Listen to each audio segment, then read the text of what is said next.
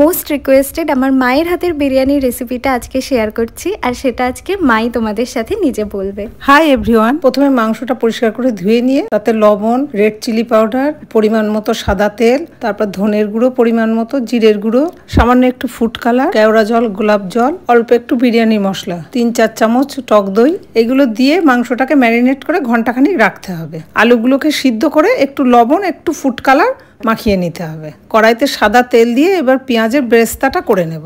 বেরেস্তাটা ঠিক এই রকম ব্রাউন কালার হলে তুলে নিতে হবে। এবার আলুগুলো ওই তেলে ভেজে নেব। যতটা মাংসের বিরিয়ানি আমি করছি তাতে যতটা পেঁয়াজ লাগবে তার বেশি অংশটাই আমি বেরেস্তা করে নিয়েছি, আর অল্প একটু পেঁয়াজ আর আদা রসুন বাটা তেলের উপরে দিলাম। মশলা থেকে তেল ছাড়লে এবার ম্যারিনেট করা মাংসটা আমি মশলার মধ্যে দিয়ে দিলাম, সাথে গ্রেভিটাও দিয়ে দিলাম। হাফ কাপেরও কম একটু ঈষৎ উষ্ণ দুধে একটু কেশর ভিজিয়ে রেখেছি, এটা পরে কাজে লাগবে। মাংসটাকে ভালো করে কষিয়ে নিয়ে এবার গ্যাসের ফ্লেমটা কম করে দিতে হবে। এবার চাপা দিয়ে জলটাকে একদম মাংসের গায়ে মেরে নিতে হবে। এবার একটা মশলা বানিয়ে নিচ্ছি। 3-4 চামচ ফেটানো টক দই, বাকি আদা রসুন বাটাটা ধুয়ে দিয়ে দিলাম। তার মধ্যে অল্প একটু পাতিলেবুর রস, একটু গোলাপ জল, একটু কেওড়া জল, একটু বিরিয়ানির মশলা দিয়ে ভালো করে মিক্স করে নিলাম। ওদিকে মাংসটারও জল একদম শুকিয়ে গেছে।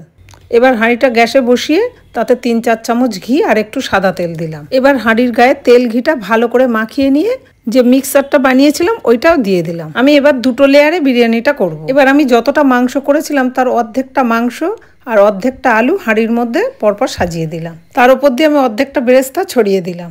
ভাতটা আমি আগে থেকেই করে রেখেছিলাম। অর্ধেকটা ভাত প্রথম লেয়ার মাংসের উপরে ছড়িয়ে দিলাম। ভাতটা দিয়ে ভালো করে হাঁড়ির মধ্যে পাতিয়ে দিলাম। পরিমাণ মতো লবণ ছড়িয়ে দিয়ে ভাতের সঙ্গে একটু মাখিয়ে দিলাম।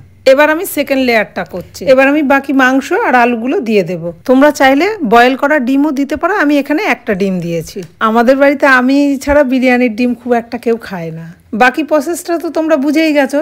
এবার বেরেস্তা দিয়ে বাকি ভাতটা দিয়ে দিলাম। লাস্ট একটা জিনিস বাকি আছে, বিরিয়ানির সেন্ট কেশর ভেজানো দুধে 2-4 ফোঁটা দিয়ে দিলাম। এই দুধটা এবার ভাতের উপরে ছড়িয়ে দিলাম। ব্যাস, এবার মিডিয়াম ফ্লেমে 5 মিনিট, তারপর একদম লো ফ্লেমে 10 মিনিট হাঁড়িটাকে দমে বসিয়ে রাখতে হবে। তারপর আধ ঘন্টা 45 মিনিট পরে বিরিয়ানিটা সার্ভ করা যাবে। তো আমাদের টেস্টি বিরিয়ানি একদম রেডি। লাঞ্চটা তো জমেই গেল, আর তোমরা এই রেসিপিটা দেখে যদি বাড়িতে বানাও অবশ্যই আমাদের কমেন্টস করে জানিও।